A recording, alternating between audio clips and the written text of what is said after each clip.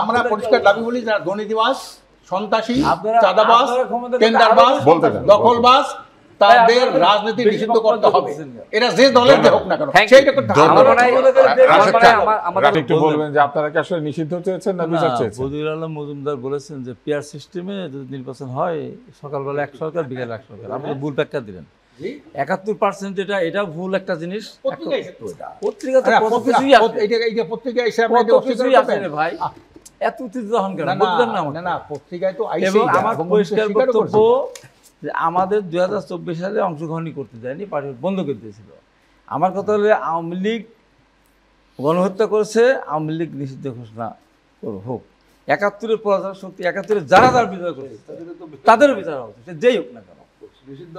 অবশ্যই নির্বাচন করতে পারবে, তাদের আগেই নিষিদ্ধ হবে। তারাও পারবে না, তাহলে নির্বাচনটা করবে কে? পারবে না। না তারা তো 71 গণহত্যা করে, শুধু বিএনপি করবে। না খালি বিএনপি করে না, আরো গণ অধিকার করবে। আমরা আছি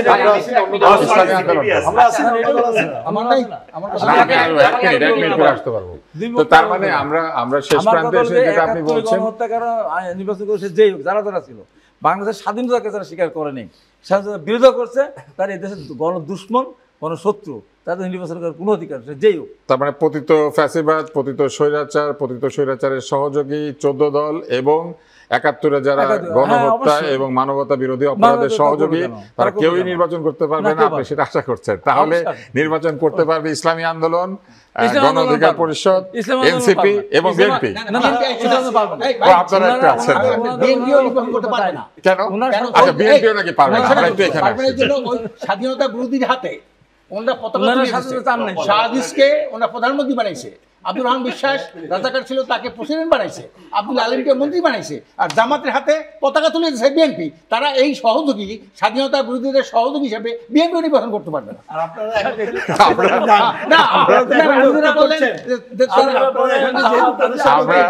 আমরা আজকে অনুষ্ঠানের শেষ প্রান্তে এসে কিন্তু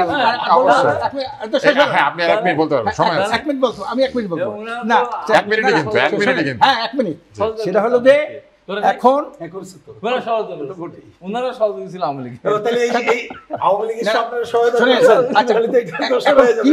কি বলবো? এটা জবাব দেবো না, আমার কথাটা আমি বলবো। রাশেদ আপনার কাছে এবং জামাতের কাছে সবার শেষে আসবে, কারণ আপনাদেরই শুধু কোনো অভিযোগ নাই, আপনারা কারোর সাথে সহায়তা করেন।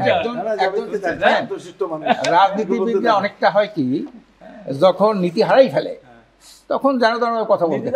আচ্ছা শোনেন, 1 নম্বর হলো, শোনেন 14 সালে আমাকে বলতে দেন, 14 সালে আমরা একটু বলতে দিই, আমরা একটু বলতে দিই। 14 সালে হাবিব ভাইয়ের নির্বাচন যায় না, আমরাও যাই না।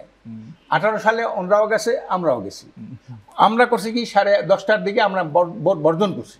ওনরা করছি কামাল হোসেন নেতৃত্বে ঐক্যফ্রন্টের নামে 6 জন এমপি যাইয়া আওয়ামী লীগকে বৈধ দিল 23 সাল পর্যন্ত। ওনরা কিন্তু দিল। তাহলে আমরা যে নির্বাচন বর্জন করলাম, ওনারা কিন্তু আওয়ামী লীগকে বৈধ দিয়েছে। মহিলা হলো, শোনেন, এরপরে হলো বলে যে স্থানীয় নির্বাচনে আমরা প্রার্থী দিয়েছি, ওনারাও দিয়েছে। কেন এই ডাক্তার শাহাদাত কিসে? ডাক্তার শাহাদাত কোন জায়গায় এসে স্থানীয় নির্বাচন?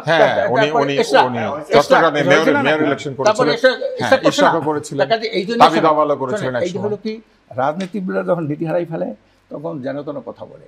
বিএনপির সাথে আমরা ফেসিবাদ আন্দোলনের সাথে, আমি ছিলাম আমার দলে মানে এই বলে আহ্বায়ক, ওই যে লিয়াজো কমিটির। বিএনপির সাথে অনেক বৈঠক হয়েছে, রুদ্ধদ্বার বৈঠক, গোপন বৈঠক, এই দেশে অনেক কিছু বৈঠক হয়েছে। তাদের সাথে বৈঠক হয়েছে কেন? আওয়ামী লীগকে হটানোর জন্য, হটানোর জন্য।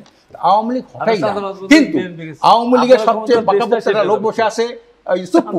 তার পদত্যাগের দাবি যখন আমরা দাবি করলাম, তখন বিএনপি এটাকে ভেটো দিল না, ওনারা করা যাবে, সাংবিধানিক শূন্যতা হবে। আওয়ামী লীগ নিষিদ্ধের ব্যাপারে যখন আমরা আন্দোলন নামলাম, ওনারা রাত 11টার সময় বলছে, ওই দিন যেদিন পদত্যাগ এই হয়েছে, নিষিদ্ধই হয়েছে, কার্যকলাপ নিষিদ্ধই হয়েছে, ওই দিন বলছে যে আমরা 3 মাস আগে চিঠি দিয়েছিলাম আওয়ামী লীগ নিষিদ্ধ করার জন্য। দেখেন অবস্থা। এই জন্য আমি বলি, ভাই হাবিব ভাই, আমরা চিরস্থায়ী না, আমরা খুব বাঁচবো না। কথাবার্তা বলতে হবে, লাগাম ঠিক রেখে সত্য বস্তুনিষ্ঠ কথা হইতে হইবে। কোনো এই ধরনের কোনো এই কথা বলে আপনি দোয়া করবেন যাতে সবাই ঠিকমতো সত্য কথা বলে, লাগাম দিয়ে কথা বলে। রাশেদ খানের কাছে আমরা একটু বস্তুনিষ্ঠ কথা বলবো, আপনি একটু রাশেদ খানকে সুযোগ দেন। আমরা পরিষ্কার দাবি বলি, যারা দুর্নীতিবাজ, সন্ত্রাসী, আপনারা- চাঁদাবাজ, আপনারা ক্ষমতা করতে টেন্ডারবাজ, আরো বলতে দেন, দখলবাজ, তাদের আপনারা রাজনীতি বেশি নিষিদ্ধ বক্তব্য করতে হবে। করছেন না। এটা যে দলের যে হোক না কেন, Thank you. সেইটা করতে হবে। আমার মনে হয় রাশেদ আমার মনে হয় খান, আমাদের রাশেদ উস্তাদ তিনি অলরেডি 3 মিনিট বলেছে, আমি 3 মিনিট বলে শেষ 3 করি। মিনিট বলে নাই, 3 আচ্ছা। মিনিট বলতে দেয়নি। না, দুই দেখেন, আমার মনে হয় এখন সেই বাস্তবতা নাই জাতীয় পার্টির পক্ষে কি অবস্থান নেবে। আমি যতটুকু জানি যে বিএনপির সুযোগ নাই জাতীয় পার্টির পক্ষে অবস্থান নেওয়া। আজকে রুহুল কবির রিজভী কিন্তু উত্তর দিয়ে দিয়েছে শামীম পাটোয়ারির যে বক্তব্য যে বিএনপির উচিত জাতীয় পার্টিকে রক্ষা করা, এর প্রেক্ষিতে রুহুল কবির রিজভী কিন্তু বলেছেন যে আমরা কেন জাতীয় পার্টিকে রক্ষা করব। আমাদের গতকাল নুরুল হক নূরকে দেখার জন্য রুহুল কবির রিজভী সাহেব গিয়েছিলেন, আমি সেখানে নিজে উপস্থিত ছিলাম। তিনি প্রশ্ন করেছেন যে যদি রাশেদ খান মেনন, হাসানুল হক ইনুরা তারা জেলে, কিন্তু এই জিএম কাদের কেন জেলের বাইরে?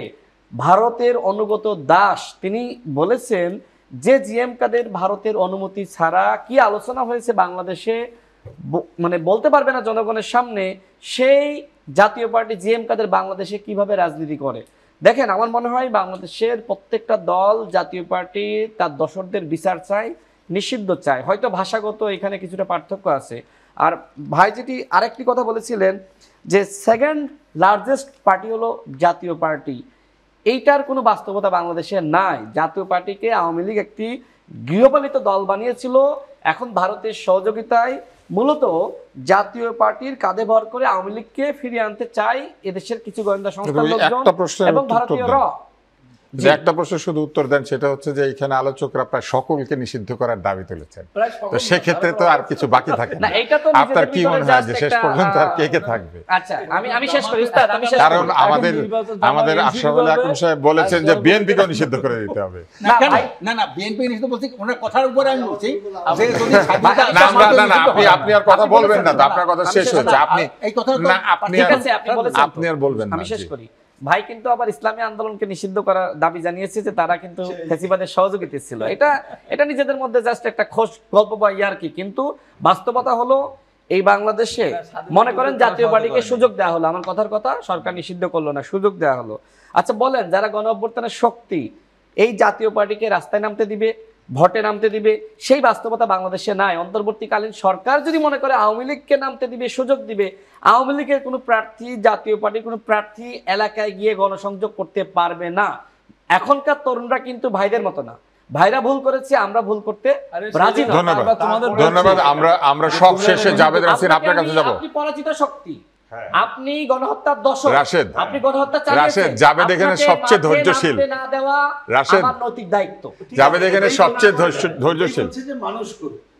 আপনারা যদি জাভেদকে কথা বলতে না দেন তাহলে আমাদের দায়িত্ব এটা। আমরা কি গণহত্যা দর্শকদেরকে আবার ফিরে আসতে দেব? এটা কি সম্ভব?